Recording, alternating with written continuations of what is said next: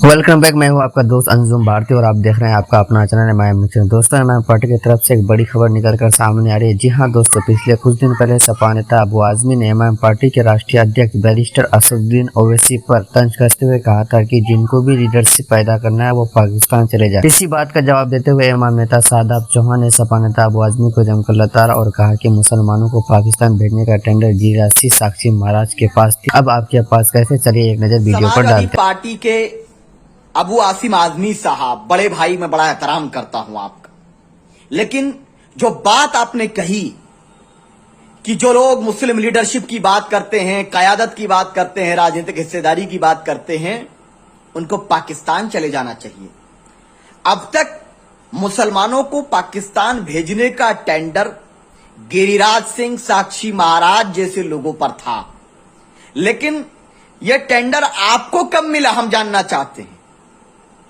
क्या आप मुस्लिम नौजवानों को लंदन भेजने के लिए तैयार हैं, घूमने के लिए अमेरिका भेजने तैयार हैं?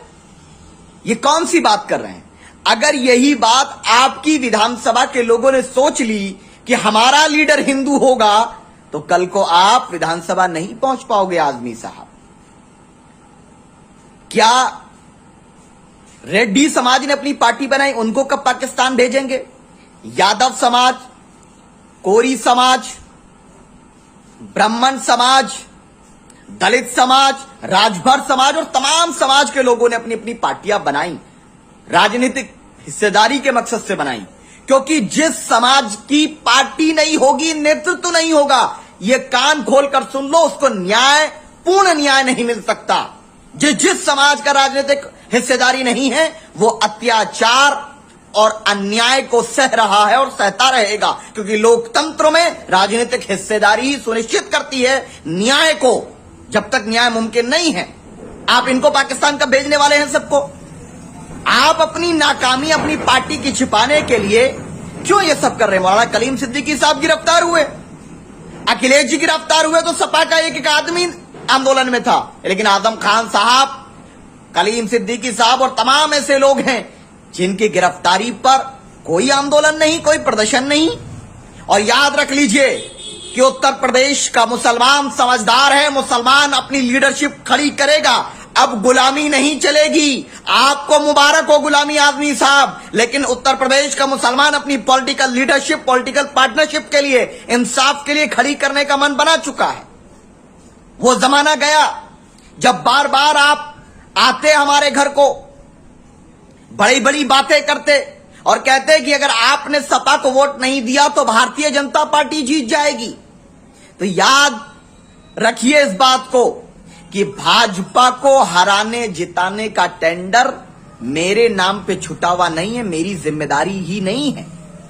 यह जिम्मेदारी उस यादव समाज पर भी है, दलित समाज पर भी है, पिछड़े वर्ग पर भी है, जिनकी अपने अपने दल हैं, और जो यादव समाज भाजपा में चला गया। और अगर वाकई आप ये कहते हो कि मैं सेकुलर राजनीति का मसीहा हूं, तो शादाब चौहान का चैलेंज है आजमी साहब कि मैनपुरी के अंदर, जहां से आपके आदरणीय नेताजी रफीकुल मुल्क जिनको बोला जाता, जहां से वो सांसद है, वहां विधानसभा का चुनाव लड़ लो। अगर जमानत जब्त ना हो जाए तो फिर कहना कि शादाब चौहान तुम गलत थे।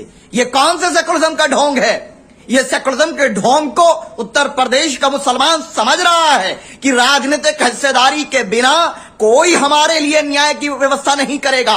हमने चार बार मुख्यमंत्री बनाया है, नेताजी के लख्त जिगर को चीफ मिनिस्टर बनाया तो मुजफ्फरनगर का दंगा हुआ है, तो शिवपाल यादव जी हैं, ये सब लोग, जितने भी लोग दल बनाए हैं, जब पहले उनको परिवार को एक करवा लो पहले, बाद में मुसलमानों का टेंडर लेना। आप आजम खान प्रो मैक्स बन रहे हो। आजकल मोबाइलों में आते हैं ना कि इस मोबाइल का नाम एप्पल 13 और एप्पल 13 प्रो, तो अबू आसिम आजमी साहब आजम खान प्रो मैक्स हैं, जिनका इस्तेमाल करके, इस्तेमाल कौन कौन सी चीज होती है मैं नहीं बोलूंगा, प्रोटेक्शन के लिए जो इस्तेमाल होती है चीज वो, और डिस्पोजल ग्लास, ये दिखा रहा हूं।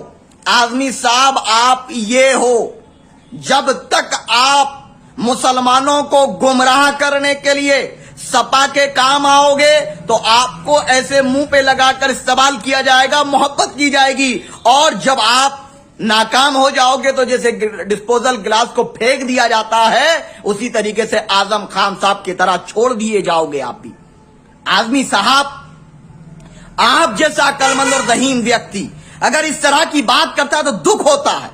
मैं बड़े भाई में बड़े दिल से इस बात को कह रहा हूं कि मुझे बहुत दुख हुआ आपके उस बयान पर जो आपने पाकिस्तान भेज रहे थे मुसलमानों को। यह देश हमारा है और देश का चप्पा चप्पा हमारी कुर्बानियों की गवाही देता है।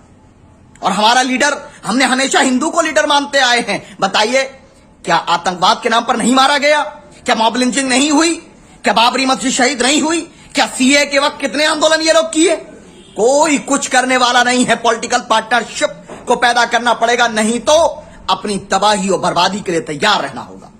किसी पे अत्याचार नहीं करना, किसी के धर्म को बुरा नहीं कहना, श्री राम को गाली नहीं देना या किसी और महापुरुष को गाली नहीं देना, लेकिन अपनी बात करना पड़ेगा। अपने अधिकार के लिए राजनीतिक रूप से संघर्ष करना पड़ेगा, यह हमारा संकल्प है। और आजमी साहब, इस पार्टी मानवता को सर्वोपरि रखकर कार्य कर रही है।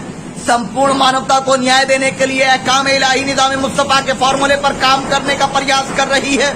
और हमारा लक्ष्य है कि बिना भेदभाव सबको न्याय मिले और 19% वालों की भी राजनीतिक हिस्सेदारी सुनिश्चित हो। हम यादव समाज का हक नहीं मारना चाहते, हम दलित समाज, ब्राह्मण समाज का हक नहीं मारना चाहते, लेकिन जो लोग हमारे हक को मार कर रखे हैं उन लोगों से हक प्यार से नहीं दिया तो हलक में हाथ डाल के जमहूरी अंदाज में जबान खींच करके अधिकार लिया जाएगा।